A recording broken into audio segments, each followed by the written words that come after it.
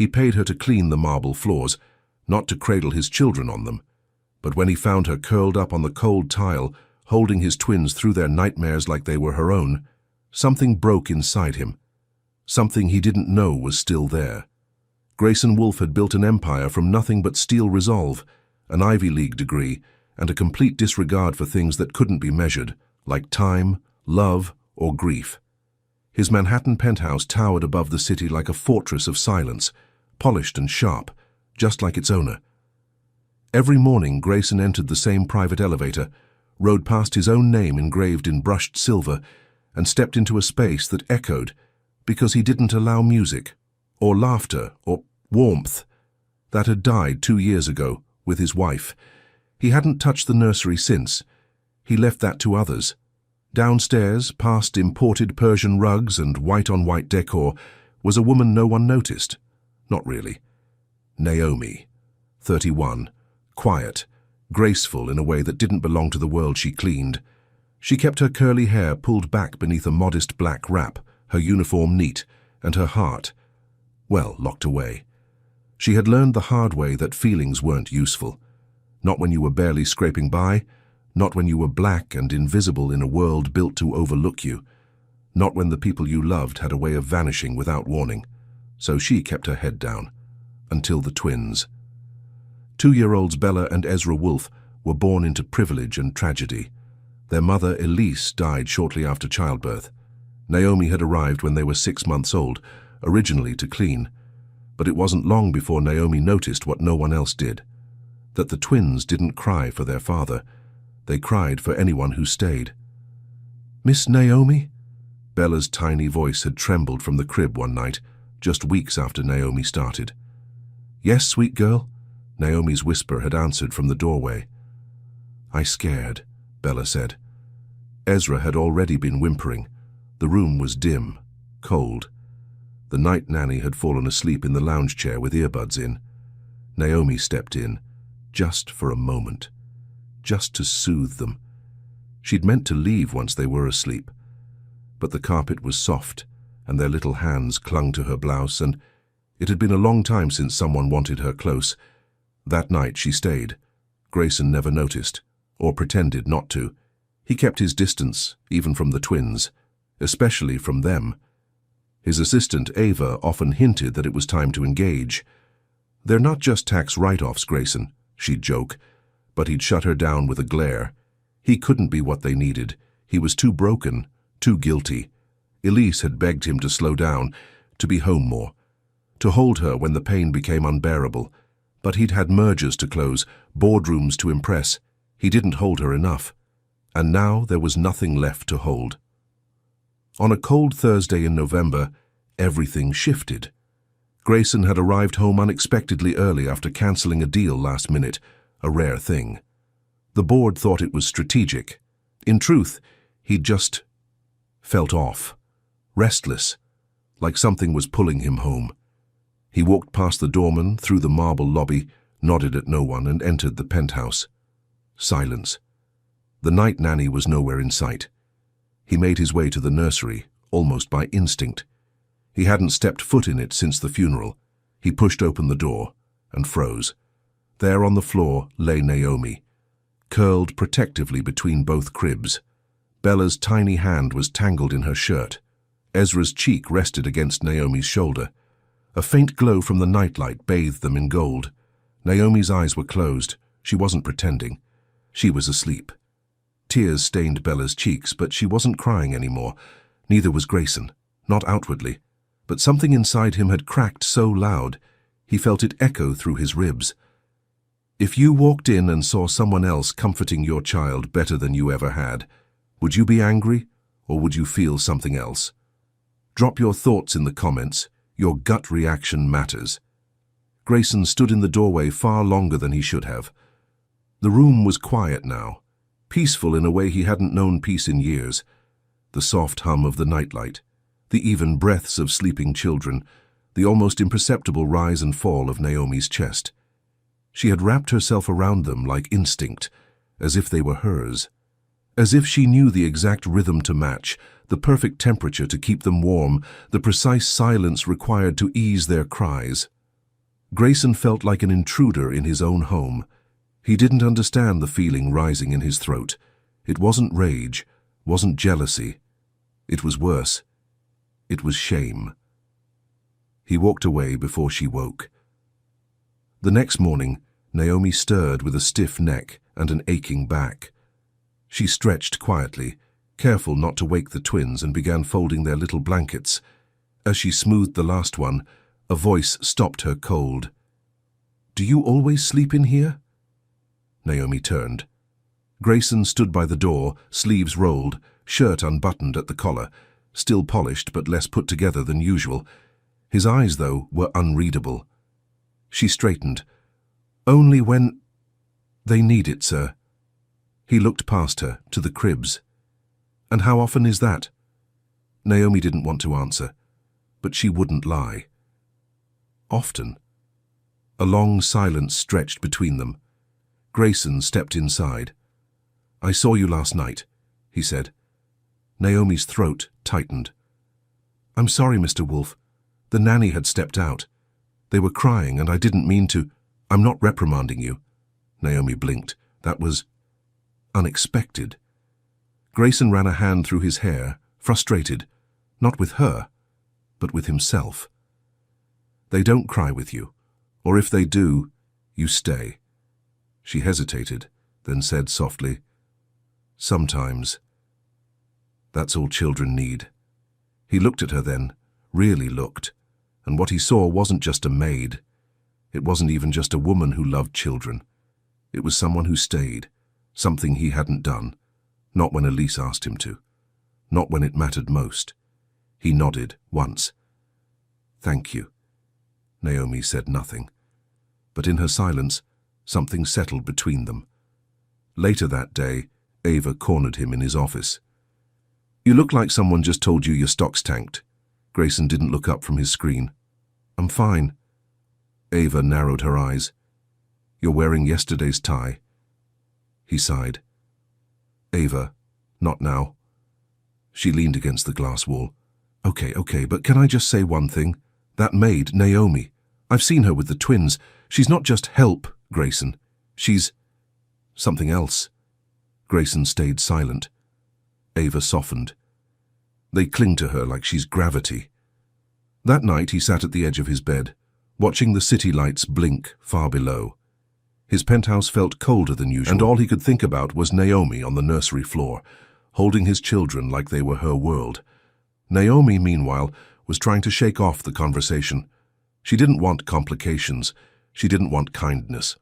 The last time she'd let herself care like this, she'd lost everything. Her baby girl Jordan had only lived a few months, born too early. Naomi had held her through machines and prayers, then let her go with nothing left but a hospital bill and a hollow chest. Since then, Naomi didn't cradle babies, until Bella reached for her that first night. Something had cracked open, and every moment since had felt like both healing and reopening a wound. The next evening, Grayson asked to speak with her again, in the study this time. She stood across from him, nervous. His walls were lined with law books, modern art, and ambition. It felt like standing in a courtroom. He didn't look at her when he spoke. "I'm hiring a new nanny, full-time." Naomi blinked. "Yes, sir. But not to replace you." She tilted her head. Grayson finally looked up. "I want you to stay, but not just to clean. I need someone they trust." Naomi's heart thudded in her chest. "You don't have to do that." "I know," he said, "but I saw the way they look at you. That's not something money can buy." Naomi searched his face for mockery, pity, power. She found none. Just a man realizing, maybe for the first time, what mattered. At this point, what do you think he should do? Follow his pride or follow his heart? Tell us in the comments. Should Grayson keep his distance or finally show up for his children? Grayson hadn't planned to sit at the breakfast table. In fact, he rarely did. Meals were something the staff prepared for the twins and the nanny, and he usually took his own in his office, or not at all. But that morning, something compelled him to walk into the kitchen, pour his own coffee and sit. It startled Naomi. She had just set down Ezra's spoon and was wiping his chin with a gentle touch when she saw the shadow at the door. Her whole body tensed like a startled deer. Grayson felt it. The stiffness. The unspoken, "What are you doing here?" He sat anyway. Ezra babbled something incoherent and reached for his bottle. Bella clapped. Naomi didn't speak. She focused on the twins, acting as though he wasn't there. It stung more than he expected. He cleared his throat. "I'd like to be more involved." Naomi looked up slowly. "With the children?" "Yes." She nodded once. "Okay." Silence again. Thick, awkward. Naomi turned her attention back to Bella, who had yogurt on her nose. Grayson stood up before finishing his coffee. He couldn't take the weight of her quiet. He'd forgotten how much silence could say. That day, Naomi kept her distance. She kept to cleaning, cooking, tending to the twins. She made sure Grayson had no reason to linger around her. Every time he entered a room, she left it. He wasn't blind to it, and it made him question if he'd done something wrong. Maybe he had crossed a line. Later, in the quiet of the nursery, Naomi talked to herself in whispers as she folded Bella's tiny clothes. "Don't be foolish, Naomi," she murmured. "This is not your home. These are not your babies. And he is not your rescue." Still, her hands trembled. She remembered the way he'd looked at her, not with dominance, but with something that terrified her even more. Respect. Grayson sat in his office that night and stared at the framed photo of Elise. Her smile used to calm him. Now, it haunted him. "I don't know what I'm doing," he whispered. He hadn't said those words aloud in years. He could feel something changing in him, a softening he couldn't afford. Naomi wasn't just the help anymore, and that scared the hell out of him. Not because he didn't respect her, but because he did, because for the first time in 2 years, he wasn't numb. The next morning, Naomi found a handwritten note on the kitchen counter. "Naomi, I've arranged for the twins' doctor visit today. I'll be joining. You don't have to go, unless you want to. G." She stared at it for a long time. He was giving her a choice. She hated that she appreciated it. At 2 p.m., she found herself standing next to him in the pediatrician's waiting room. Bella was in her arms, Ezra on Grayson's lap. They sat in silence, until Grayson, softly, asked, "Were you close to your parents?" Naomi's breath caught. She didn't look at him. "My father left when I was a baby. My mother passed when I was 16. He didn't press, but something in his expression shifted, like he saw her more clearly. "And you?" she asked, surprising herself. "My parents were expectations, not people." They shared a glance, not warm, but real. After the appointment, they stepped out into the crisp fall air. The twins were asleep in their car seats. Naomi adjusted Bella's blanket, tucking it around her gently. Grayson watched her, not her hands, her. The quiet way she moved through the world, soft, sure, invisible, unless you were really looking. "I don't want you to feel uncomfortable around me," he said suddenly. Naomi stood still. "I haven't done anything to make you feel—" He stopped. "I'm not used to this." "Neither am I," she said quietly. "I'm trying," he added. "I know." And with that, she turned toward the car. That night, Naomi sat at the foot of her twin-sized bed in the servants' quarters and stared at her phone screen. She hadn't called her sister in weeks, hadn't opened the box of baby clothes she kept in her closet for years. She felt like a wall was cracking, and she didn't know if it was supposed to. Meanwhile, Grayson watched the baby monitor from his study, not because he needed to, but because Naomi was in the room, and the twins were asleep with smiles on their faces, because she was there. It started with the kind that turned Manhattan sidewalks into rivers, and the sky into a constant flicker of white-blue fire. By 5 p.m., traffic was chaos, the nanny had cancelled, and Grayson stood in front of Naomi, tension in his shoulders. "She says she can't get here. Road closures." Naomi shrugged slightly. "I can stay with them, sir. It's not a problem." Grayson glanced at the clock. "And dinner?" Naomi lifted an eyebrow, a rare flicker of mischief. "You ordering in?" He sighed. I was supposed to meet with a venture firm. She didn't say they can wait. She just said, the twins need dinner and comfort, not chaos. He hesitated. Then, I'll stay. It was the first time Grayson ever chose to be fully present without being forced to. By 6:30 p.m. the twins were in the bath, giggling as Naomi pretended the washcloth was a spaceship. Grayson stood in the doorway, arms crossed, watching like he couldn't believe he was part of this moment. Ezra splashed water over the tub's edge. Hey, Naomi playfully scolded. Sir Ezra the Splashmaster. Grayson chuckled. It slipped out before he could stop it. Naomi glanced over. You have a nice laugh, she said simply. He froze. I didn't mean to, she started. No, he cut in. Thank you. It's just been a while. She nodded and turned back to the kids. But something changed. Softer air, shared space, shared silence. After the twins were tucked into bed, thunder cracked overhead. The city glowed through rain-soaked glass, and Grayson wandered into the kitchen. Naomi was there, barefoot, making tea. You want some? She offered, holding up the kettle. He nodded. They stood in silence until he said, Did you always want to be a maid?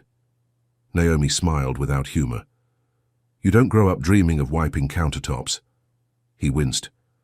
That came out wrong. I know what you meant, she said gently. No, I wanted to be a teacher, early childhood education. What happened? Naomi hesitated, fingers tightening around her mug. My daughter got sick. I dropped out of college to care for her. After she passed, her voice faltered. I couldn't go back. I didn't see the point. Grayson blinked. Naomi rarely talked about herself, but the way her voice trembled, like she was speaking through a bruise, made him go still. I'm sorry, he said softly. She nodded. She had eyes like Bella's. That hit him in the chest. I didn't know, he whispered.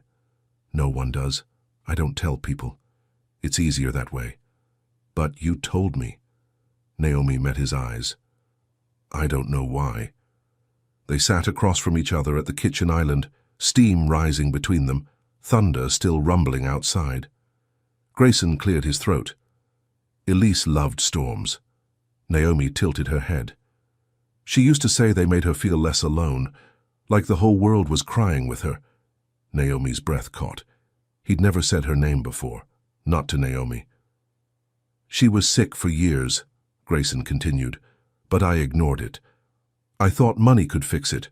Better hospitals, private doctors. Love's not currency, Naomi whispered. No, but I thought it was. He looked down. She died holding a nurse's hand, not mine.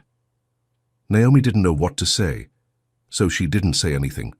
She just reached out, slowly, and covered his hand with hers.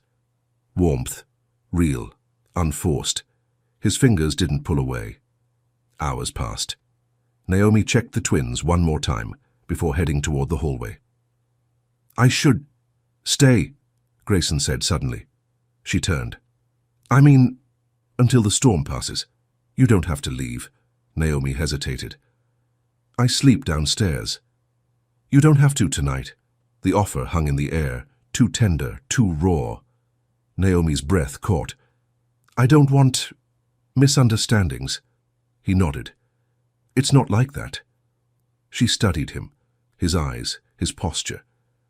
There was no suggestion, no pressure, just a man who didn't want to be alone for once. Okay, she said. They sat in the living room with blankets and pillows, the sound of rain beating against glass. Naomi eventually fell asleep on one end of the couch, legs curled up, breathing soft. Grayson watched her. Then, without thinking, he whispered, You feel like home. At this point, what do you think he should do? Follow his pride or follow his heart? Would you trust the moment or protect your heart? Let us know in the comments. Morning came with golden light streaming through the tall glass windows. Naomi stirred slowly, eyes fluttering open on the sofa. The blanket had shifted sometime during the night. But it wasn't the blanket that made her heart catch. It was the second one, draped gently over her by someone else's hands. She sat up, The other end of the couch was empty. Grayson was in the kitchen, cooking. "Morning," he said without turning. Naomi blinked. "You cook?" He shrugged. "Not well, but the kids eat eggs, right?" Naomi leaned on the kitchen island, watching him crack eggs with more confidence than she expected. "I usually do this when no one's looking." "So you're showing off now?" she teased gently. He looked over his shoulder, half smiling. "Maybe." It was disarming, domestic, almost warm. Naomi hated how much she liked it. The twins woke and padded in with bedhead and sleepy giggles. Naomi scooped up Bella and kissed her forehead. Grayson lifted Ezra without hesitation. It wasn't perfect. He held him like someone still learning how to love again, but it was real. They all sat at the kitchen table, together, like a family. For one quiet morning, it felt like something out of a dream. Neither of them dared to speak aloud. Later, while the twins napped, Naomi stood by the laundry machines folding sheets. Grayson appeared in the doorway. "There's something I want to show you," he said quietly. Naomi followed him without asking. He led her to a room she hadn't seen before, a study, but not his. Soft wallpaper, a rocking chair, photos of Elise, baby footprints framed, half-filled journals. Naomi's breath caught. "She designed this room," Grayson said, "before she died." Naomi walked slowly toward the shelf. Her fingers traced the edge of a baby photo. "She wanted to be a stay-at-home mom, but I convinced her to keep her career, said we'd hire help, said it would be easier that way." His voice cracked. "She died resenting me." Naomi turned. "She asked me to stay home the night before the C-section, just to talk, watch a movie. She was scared." Grayson stared at the carpet. "But I took a call, worked late. By the time I got to the hospital, she was already in surgery." Silence wrapped the room. Naomi's eyes filled with quiet understanding. "You blame yourself. I didn't get to say goodbye." Naomi's throat tightened. She crossed the room slowly. "She would have forgiven you." He met her eyes. "Would you?" Naomi blinked. "Me? If someone let you down like that?" Her answer came too fast. "I already did." Grayson frowned. Naomi looked down, twisting the fabric of her sleeve. "The night my daughter stopped breathing, I was asleep." Grayson stood still. "I'd been up for days. I finally dozed off. She was beside me in the hospital bed. I was touching her hand." Her voice cracked. "When I woke up, she was gone." Tears slid down her cheeks. "I didn't say goodbye either." Grayson stepped forward. "Naomi, I never forgave myself. I never let anyone else in after that. Not really." He reached for her, hesitating, then placed a hand gently on her arm. She didn't pull away. Grief met grief, and in that space between them, something fragile began to heal. That night, Naomi opened the box she kept under her bed. Inside were baby shoes, a blanket, a pacifier she couldn't throw away. She sat with them in silence, her tears falling freely for the first time in years. In the room next door, Grayson stood over his sleeping children. His hand brushed Bella's hair. Then, without overthinking it, he walked to the guest room, knocked once, and when Naomi opened it, eyes red but shoulders steady, he said, "Tomorrow. Let's take them to the park." Naomi nodded. "Together," he added. She smiled softly. "Okay. Would you share your past with someone new, or would you keep it locked away?" Comment below. What's harder, letting go or letting someone in? Central Park glowed in the soft gold of a Saturday morning. Leaves crunched underfoot. The twins squealed in delight as Bella chased a squirrel and Ezra toddled toward a pile of leaves taller than him. Grayson stood beside Naomi, a paper coffee cup in hand. No bodyguard, no phone in sight, just him, her, the kids. No walls. Naomi wore her hair down for the first time since she'd started working at the Wolf residence. The soft curls caught the light. Grayson noticed, and she noticed him noticing. "Watch this, Daddy," Bella called. Grayson blinked. It was the first time she'd said it in months. He walked over, knelt, and watched her jump with 2 feet over a small puddle. Ezra clapped like it was the Olympics. Naomi laughed. It was the first time he realized how beautiful her laugh was. Not polished, not soft, just real. They stayed for hours, a shared pretzel, a chase around the duck pond.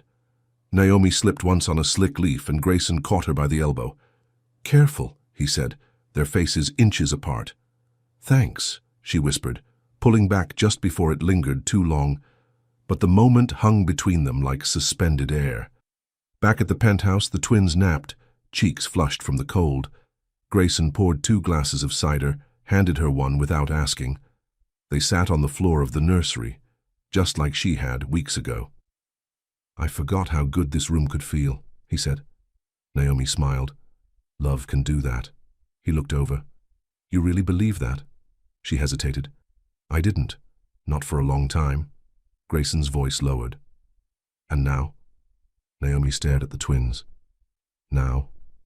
Maybe." They talked for hours. About childhoods, favorite books, secret dreams. Grayson told her he used to paint when he was a teenager. "My father said it was a waste of time." "Do you still paint?" "No," he said. "But sometimes I think about it." "You should." At one point, Naomi told him her daughter's middle name. Hope. She said it with a smile this time. No tears, just warmth. "I think about who she would have been, what her laugh might have sounded like." Grayson said nothing, just reached across the carpet and held her hand. No move, no pressure, just presence. Naomi didn't let go. Dinner was quiet, simple. The twins were too sleepy to fuss. Later, as Grayson cleared the table, Naomi leaned against the doorway, arms crossed, watching him hum an off-key tune. "Do you ever stop being impressive?" she teased. He looked up, surprised. "I'm not trying to be." "That's what makes it worse," she smiled. There was something so natural about the way they moved now, like magnets finding their alignment. That night, Naomi tucked the twins in while Grayson read a bedtime story. His voice was soft, calm. When he reached the final page, Bella reached up and touched his cheek. "I love you, Daddy." Grayson blinked. He kissed her forehead. "I love you too, Bells." Naomi watched from the hallway, one hand over her chest. Later, as they walked back to the guest room, Grayson paused. "Can I show you something?" Naomi nodded. He led her to a closet in the back of the study and pulled out a canvas. Half finished. Soft strokes of grey and gold. A skyline. A mother holding a child. Rough, incomplete, but full of feeling.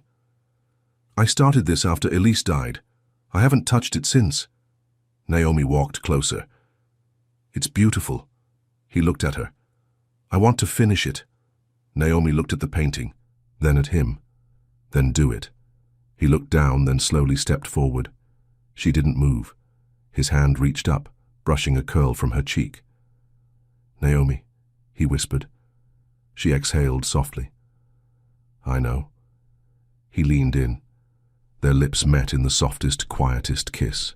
It didn't rush, it didn't burn, it healed. When something feels this real, do you trust it, or wait for it to fall apart? Tell us in the comments, can 2 broken hearts really build something whole? The kiss changed everything. For the first time in years, Naomi allowed herself to feel something that wasn't survival. And for the first time ever, Grayson let someone close without conditions or control. The next morning, they moved around each other with quiet smiles and subtle glances. Not lovers, not strangers, something in between, something new. But the world outside hadn't changed, and the past always finds a way back in. It started with whispers. The household staff wasn't blind. A lingering look here, a late-night tea there. Mrs. Lillian, the housekeeper, approached Naomi in the hallway. "I mean this kindly," she said, "but be careful." Naomi stiffened. "Careful of what?" "Of what this house does to women like us when they get too comfortable." Naomi's throat closed. "I've seen it before," Mrs. Lillian said. "A white man can kiss you in private and call it something special. But the world outside that door won't see it that way, neither will his board. Naomi tried to shake it off, but the words burrowed deep. She began to pull away, softly at first, missing eye contact, speaking only when needed. Grayson noticed. At first he assumed it was nerves, but by day 3 of the shift, he confronted her. "You're avoiding me," he said as they cleaned up after dinner. Naomi shook her head. "I'm just busy." "Don't lie to me." She flinched. Grayson stepped back. "I didn't mean that." "You're my boss," she said, voice sharp now. "It was a mistake." He blinked. "A mistake? This, us. It can't happen. It shouldn't have happened." "Naomi, where is this coming from?" She looked away. "You don't know what it's like to be me in your world." He stepped closer. "Then explain it. You don't get to ask me to open my soul in a house where I'm still expected to clean up after everyone when the music stops." He was quiet, stung. Naomi grabbed a dish towel, folded it too tightly. "You want something real, Grayson? Then stop seeing me as the woman who fixed your family for you." He stared at her. "No," he said finally. "I see you. And that's the problem, isn't it? Because I do feel something. And maybe that scares you more than it scares me." "You don't feel guilt?" she snapped. "For how easily this could all look, like you rescued the maid?" Grayson didn't respond. His silence was the answer. Naomi's voice softened, but it cut deeper. "You say you're trying, but when it matters, you still freeze." That night, Naomi packed a bag. She left the nursery door slightly open, heartbreaking. She whispered to the twins in their sleep, one hand on each tiny back. "I love you," she breathed. "Don't forget me." She left a note on the kitchen island. "Thank you for everything, but I can't stay where I can't belong." Naomi Grayson found the note at dawn. He didn't react, not at first, just stood there, staring at her handwriting, the kitchen bathed in pale light. Then he crumpled it in his fist. He didn't go to work that day. He sat in the nursery all day. Bella climbed into his lap. Ezra played with his cufflinks, and Grayson just held them, silent, hollow. Ava showed up late that afternoon. She took one look at him and said, "You messed it up, didn't you?" "She left," Grayson replied. "Then go get her." "I don't know how." "Then figure it out," she snapped. "Because I've never seen you fight for anything that mattered." He looked up, eyes red. "I don't know what I'm doing." "Then try. For once, try with your heart, not your money." Meanwhile, Naomi sat in her sister's guest bedroom in Queens, staring out the window. A pink onesie sat folded beside her suitcase. She hadn't brought it before, but this time she had packed it. Her heart still ached, but something inside her whispered, "He saw you. And you let him." And that mattered. Naomi didn't sleep that night. Her sister's apartment buzzed with city noise, horns, buses, late-night conversations through the thin walls, but all she could hear were echoes, Ezra's giggles, Bella saying, "Daddy," Grayson whispering, "You feel like home." She pressed her palm against the folded pink onesie in her suitcase. She had brought it as a goodbye. Now it felt like a question. Was she really going to walk away from the first thing that had felt like love in years? Grayson sat in the nursery, lights dimmed. He didn't call Ava, didn't leave voicemails, didn't call Naomi. He just sat, one arm around Bella, one hand resting on Ezra's back. The two of them slept tangled in his arms like they knew she was gone, and it broke him. He reached for his phone, typed Naomi's number, then deleted the message. Did she hate him? Was she gone for good? "You don't know what it's like to be me," she'd said. And she was right. He had loved Elise, yes, but Elise had fit his world, came from money, private schools, white picket safety. She didn't have to defend her space. Naomi had walked into his home with nothing but quiet dignity and earned every ounce of trust, of love, of connection. He had failed her the moment he let her doubt that. The next morning, Naomi watched a mother with two toddlers on the subway platform. The younger one dropped a stuffed rabbit and started wailing. Naomi instinctively crouched to pick it up before the mother noticed. She handed it over gently. The little girl looked up at her, teary-eyed, and whispered, "Thank you." Naomi's heart clenched. That afternoon she visited a daycare center near her sister's apartment, just to see it. The receptionist greeted her kindly. "Are you applying for a position?" Naomi smiled. "Just thinking." The walls were painted with handprints, the bookshelf overstuffed with stories. One child ran to the front desk with a crayon drawing of their mom. Naomi nodded to herself. "Thank you," she said, and left. Across the city, Grayson finally did what he hadn't in years. He painted. Brush strokes, slow, shaky. The canvas began to take shape. Not a mother this time, but a woman on the floor, curled between two cribs, holding light in her arms. He didn't cry, but he bled into the painting, and when it was finished he stared at it. Then he whispered, "Come home." Naomi returned to her sister's that evening to find a package by the door. No note, no sender. Inside, a frame. A painting. The painting. She gasped. Her eyes filled instantly, the brushwork, the detail, the quiet reverence. He had painted her, not as a maid, not even as a mother, but as a guardian. A heart, a place where love lived. Her fingers trembled. There was no note. Just a business card taped to the back. "Grayson Wolfe, you were never the maid. You were the miracle." Naomi sat down on the edge of the bed, staring, shaking, breathing. She closed her eyes and made a decision. Back at the penthouse, Grayson was reading to the twins again, alone. Halfway through the book, Bella pointed at the door. "Naomi," she whispered. Grayson looked up. His heart dropped. No one was there. But then, soft footsteps. Naomi stepped in, holding the frame in her arms. "I believe you left something at my door," she said. Grayson stood. "I didn't know if you'd want to see me." "I didn't know if I wanted to," she replied, "but then I looked at the painting and I saw the truth." Grayson swallowed. "What truth?"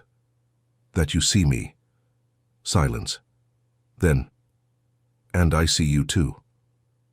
She walked into the nursery. Bella reached for her instantly. Ezra squealed with joy. Naomi sat between the cribs again like she had that very first night. Grayson knelt beside her. Their shoulders touched. This time, she leaned in, and this time, he stayed. Do you believe true love is about timing or about courage? Drop your thoughts below. What would you have done in Naomi's shoes? 3 weeks later, the Wolfe residence didn't feel like the same place.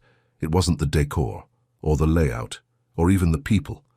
It was the atmosphere. The silence had changed, from cold and empty to peaceful. The rooms didn't echo anymore. Laughter filled the halls. Warmth came not from fireplaces, but from presence. Naomi was no longer just in the home. She was part of it. Grayson had offered her a new title, Child Development Specialist, equal pay, equal standing. But Naomi had laughed softly and said, "I don't need a title to know who I am here." Still, he had insisted. Because it wasn't about the label, it was about respect. And she deserved that. Every inch of it.